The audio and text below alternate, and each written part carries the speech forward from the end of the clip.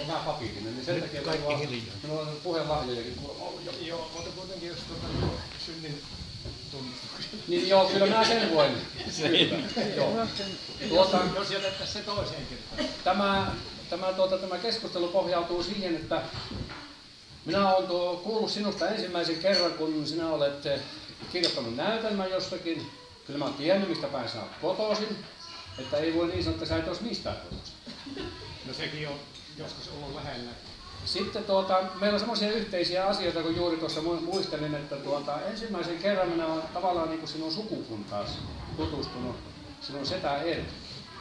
Hän asui siellä meidän naapurina sodan jälkeen ja hänen vaimonsa Helena oli sitä Kantolasta ja he asuivat Kantolassa ja heille syntyi poika Ahti ja minun vanhempani olivat tämän Ahtipojan kumppani. Sitten se oli niin viehättävä pariskunta, että minäkin melkein tykkäsin siitä Helenasta. Ja Erkki oli taas semmoinen niin velimitähtipari. Ja sinä kuulemma olet käynyt joskus siellä Kantolassa siinä Hovilan vieressä. Oon käynyt. Joo, minä arvasin sen. Joo, ennen poikasena niin tietysti tarvittiin apua siellä ja kun me oltiin sanotaan tuommoista 7 vuoden ikäerosta huolimatta kuitenkin vähän niin kuin kavereita. Ja Erkkihän mulla on niin semmoinen miehen kuva kun, tai malli kun vanhemmat olivat sotahommissa, niin siihen aikaan. Niin, Erkki oli sitten, Erkki ei ollut sodassa. Ei ollut. Joo, eli se oli niin kuin sun kaverina ja se oli kuitenkin sun se, joo. Te olitte sitten sait miehen mallin ja tuommoisen kaverin mallin siitä. No sä kävit siellä Kantolassa joskus. No kertoisin mulle tästä. Kyllä. No kerropa siitä, siinä on joku sellainen tarina vissiin mitään. No se on ollut varmaankin aika lailla ensimmäisiä reissuja, kun mä kävin siellä Kantolassa heinäaikaa ja niitä tehtiin yläpäässä niitä heiniä. Ja siellä Kantolassakin on kuitenkin vähän sitä heinätettua ja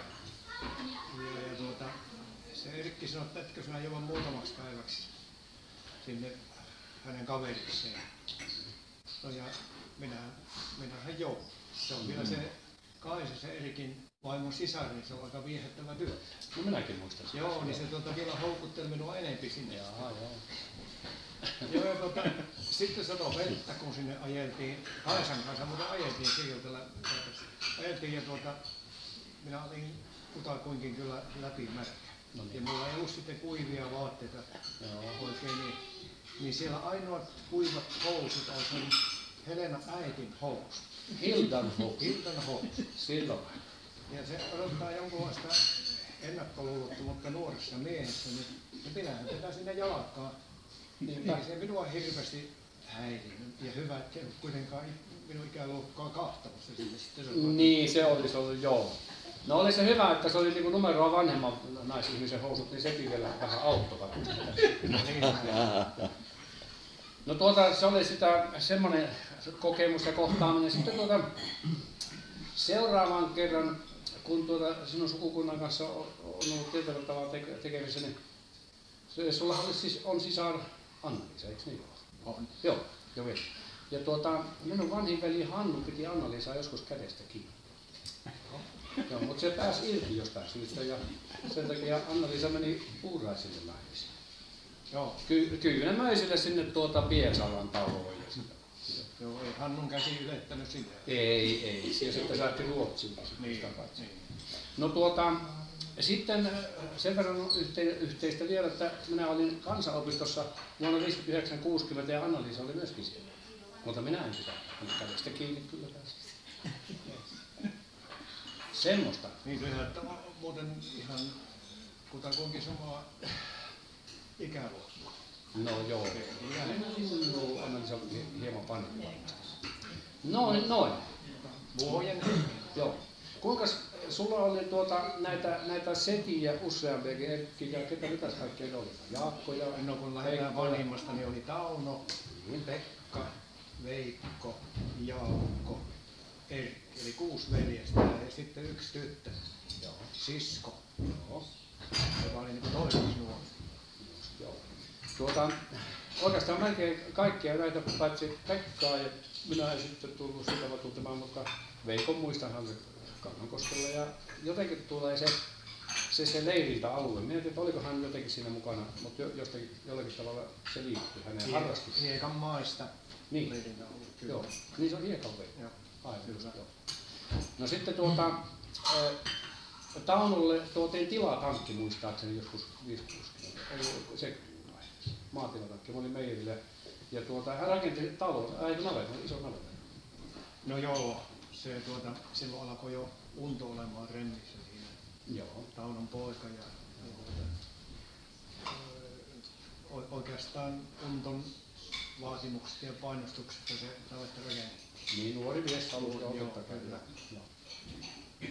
Ja Unton vaimo on sitä vastikirjoittama Yliskosken Anja, joka vastikin koulun tässä keskiarvoasteikossa oli niitä priimuksia, melkein 10 keskellä. Oho, joo. Nyt mennään vasta sen. Hän oli Karjalan tyttö ja hänen isänsä kaatui sodassa ja hän sitten tämä hänen äitinsä aviotui Sekki Matin kanssa ja siinä oli sitten Pekka lisää.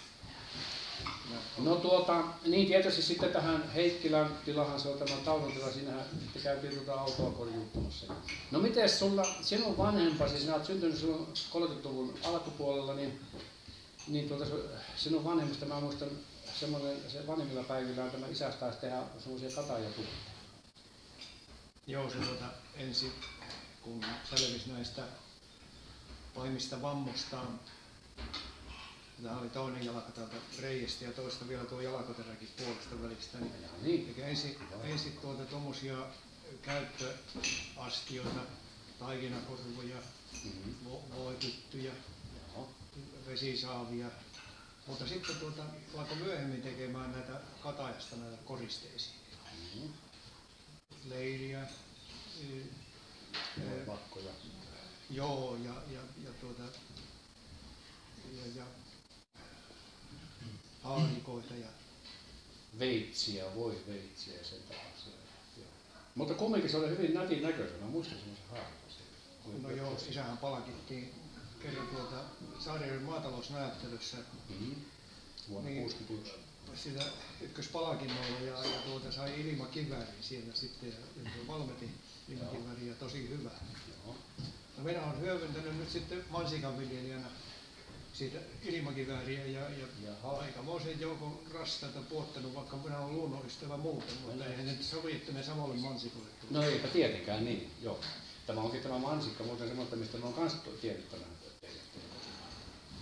Sen verran vielä näistä sukukunnasta, että tämä Jaakko oli Peurumassa usein, kun hän veteraanina, niin siellä kävi kuntoutuksessa ja minä ihmettelin ja hämmästelin sitä semmoista nuorekkuutta. Vanhalla päivillä ajeli omalla autollaan sinne. 90-vuotiaaksi eli Jaakko. Niin, ja silloin ajokortti hyvin myöhäistä. No se sai silloin syksyllä uusittiin ajokortti, kun se sitten helmikuun alkupuolella kuoli. Joo. Se on sellaista rautasta sukua, tämä sisarusparvi, sinun vanhempien sisarusparvi, mutta pitkäikäistä sukua kauttaaltaan. Ja sitten jostakin minulle on tullut semmoinen muistikuva tai kuulopuhe, että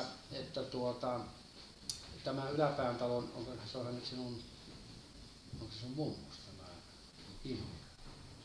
Impi on pommu. Joo. Ja että se on semmoinen vahva nainen, onko näin, voimakas persoona? Joo, voi sanoa, että varsinainen Amazon. Niin, joo. Se oli rotevan kokoinen ja luonnetta oli, että kun Saksilan kanavata rakennettiin ja se oli 20 miestä sitten Yläpäässä kortteja. Joo. Sitten vetivät tuommoista väkikattoa. Niin, eli jalat vastakkain ja sitten keppi välissä. Joo, kyllä siellä Impin takapuoli pysyi lattiassa ja se veteli miehiä pystyyn. Ne kahteli ihmeissä ja siitähän sitten levisi vähän sitten kylillekin, että siellä on muuten riski emättä siellä ylällä. Niin. Olisiko se mennyt niin, että karsina siinä vaiheessa, kun paras mies löytyi, niin sitten vielä Impin nykäs pystyyn? No Vaarihan ei ollut semmoinen urheilijatyyppi. Joo. Mutta muuten viisas talon isäntä ja asuja. Mutta täytyy sanoa, että Impi se oli, joka sitä ensiviulua soitti siinä talossa. Niin, että tässä tapauksessa se meni näin päin. Näin päin. Joo. On tunnustettava. Ja kyllähän Yläpään talo on ollut vankka talo, ja kuinka 3 osaanko se sitten tuli jaetuksi? No se jaettiin näiden poikien kesken muuten kuin, että Veikollahan siinä jäi. Joo, saan se Veikkokin, josta tuli sitten Hiekan talon vävy. Joo. Kannukosken kirkolle, niin sillä oli kyllä alakuun peltoakin siinä, mutta sitten se möi niitä Jaakolle ja metät jäi sinne. Joo. Mutta Pekalle ostettiin sitten sille 3. vanhemmalle veljelle, niin sille ostettiin tuolta Töyren perältä Jokiniminen talo. Joo. Mutta ei se Pekka mikään maanviljelijä ollut, enempi se on kauppias ja vähän tämmöinen huivilipoika. Eikö se ole kauppias monessa polvessa vai miten? No siellä on, joo. Siellä on vieläkin kyläkauppa. On siellä joo, ja se Pekan poika siellä seisoo tiskin takana aika vähän töisenä ilmeisesti. Niin, joo, asiakkaat on vähän vähemmän. Joo, ei tietenkään Hannun uutteruista johdusta tai laiskuudesta, että siellä ei käy asiakkaana, vaan siellä ei kyllä olla kerta kaikkiaan ole. Joo, että pitäisikö täältä päin ruveta käymään siellä? No se olisi tietysti hyvin. Se lopetti Hannu kaupanpito. No, mutta lopettiko siinä? Joo, siinä luki, että miten siinä luki, että se oli siinä. Se on sitten siinä. Aha, niin. Kiitos Tämä on asiakkaalle. nyt minullekin uutta. Joo. Minä ajattelin, että se siinä seisoo niin kauan, kun sitten kupsahtaa. Joo, kiitämme asiakkaita, sanoi niin kuin monikossa. Joo. No niin, tämä tuli. Tämähän meni nyt suoraan lähetykseen. No selitä. Niin. Joo, kyllä. Se muistatko sinä niitä poikavuosilta? Sä oot silloin syntynyt juuri niiden pulavuosien jälkeen, ja sittenhän tuli erittäin viljavat vuodet. Silloin 30-luvulla vehnää viljeltiin täällä päin, ja Halla oli täysin tietymätön, paitsi sitten 50-luvulla se Hallakin tuli takaisin. Siellä oli perinteiset hevosvehkeet, viljelytyökaluina ja semmoista. Sinä osallistut niihin maatöihin ja niin poispäin. No jos nyt puhutaan ensin näistä Yläpäästä, niin se on ollut semmoinen, kun ne olivat Amerikassa ne 3 veljeä, jotka ostivat tämän Yläpään. Tai silloin sen viivataipalehan se on edelleenkin se virallinen. Oliko se sinun vaarissa, joka on ostanut sen? Se 3 veljestä ostivat. Niin, joo. Niin ne on Amerikassa nähneet näitä uusia viljelyvehkeitä, niittokonetta, haravakonetta, maamoottoreita. Ja kyllä ei niitä monessa paikassa vielä ollut sitten, kun Yläpäänkin tuli näitä uusia vehkeitä. Joo. Ja siellä on kuitenkin peltoa enemmän silloin, kun se on jakamaton, niin 50 hehtaaria. Se on ollut iso, eihän täällä ole missään niin paljon. No ei, kyllä se oli niin kuin Kivijärven pitäjän siihen asti, ennen kuin Kannukoskesta loukkastiin, niin se oli iso peltoalaltaan iso talo. Se on ollut niin iso talo, että siihen ei ole naapureita sopinut samoille maille, niin se on silloin säilynyt semmoisena omana yhteisönä tämä Yläpää. No joo, näin se oli kyllä. No oliko siellä siihen aikaan jo karjaa oli? No se on aina ollut se karja siellä ja isokin karja. Silloin jo ennen sotia, niin se oli 20 lehtiä. No mites tämä hallaisuus, sehän on näillä se on ollut viholainen joskus 1800-luvulla Kivijärvi 3 puoli sen takia, kun Pakkanen vei viljat monena vuonna. Säilyykö siinä teillä perunamaalla? No ei ne säilynyt aina. Pahin on siellä 50, onko se 50? Yksi, taisi ihan 50. Joo, siinä. Niin silloin oli yksi semmoinen hallavuosi, että perunoita ei tullut. Joo. Ja niitä jouduttiin sitten ostamaan niitä perunoita. Se on ainoa kerta, kun Rasilan talossa on perunoita ostettu. Paitsi siemenperuja vähän. Niin tietysti joo vaan. No niinhän siinä sen verran tähän väliin sitten sekin, että minä olen syntynyt semmoisessa paikassa kuin Hovilan peräisellä Niemelässä ja 2 syksynä täytyy tehdä niin, että hevonen valjastettiin niin kuin Kolikärry eteen. Ja sitten ensimmäinen reissu tuli tänne Vastingille ja sitten toinen Kyyjärven Saunakylälle. 2 kolikärryllistä perunoita kellariin, niin sitten tämä 9 hengen perhe pystyi jatkamaan elämänsä täällä. Että perunalla on merkittävä vaikutus. Joo, se on vakava asia, kun semmoinen perustarvike kuin perunat, kun niitä ei ole. Joo. No nyt perunasta voidaan siirtyä tähän mansikkaan. Sehän on, tämä Rasilan tilahan on tunnettu mansikoista, varmaan monellekin se on ykkösasia. Jossakin vaiheessa luovuit jostakin ja aloitit mansikolla. Tai aloitti siinä tilalla. Joo, luovuttiin karjanpidosta. 80-luvun loppupuolella niin tarjottiin niin hyviä luopumisehtoja. Ja sitten kun siihen asti on tuotettu rasvasta maitoa ja sitä rasvasta se hinta siitä muodosta, niin sitten ilmoitettiin, että nyt aletaankin semmoista maitoa tarvitsemaan, jossa on valkuaista ja vähän rasvaa. No niitä täytyy alkaa sitten valitsemaan semmoisia lehmiä jatkojalostukseen, jotka tuottivat sitä valkuaispitoista maitoa. Mm-hmm. Sitten alettiin tällä hinnalla temppuilemaan ja konstailemaan ja laadulla. No laaduhan tietysti se on niin. Koko ajan. On ne solut ja semmoista. Joo, no siinä minä tein kovan työn, kun minä Annin puhun yli siinä. Ja se onnistui kuitenkin? No onnistui joo, kovalla väännöllä. Se on sitä mieltä, että me ei karjasta luovuta, mutta niinhän siinä on niin monessa muussakin asiassa joutunut antamaan sitä periksi. Niin näinhän se normaalisti perhe-elämässä sanotaan, että jompikumpi. Joo, kyllä minäkin olen tietysti antanut peräksi. No tästä mansikasta puheen ollen niin 20 vuotta, ensinnäkin 10 vuotta Annin kanssa kahdestaan ja sitten talo siirtyi Tiina-tyttärelle ja 10 vuotta siinä tuotettiin ja minähän siinä olin silloinkin päävastuulla. Nyt on Svetlanan mansikka. Niin. Svetlanalla on hieno. Kyllä. Ihan totta. Kyllä. Hienoa. Joo, mansikanviljelyjä. No, joo, voi mahdoton paikka. Näin se.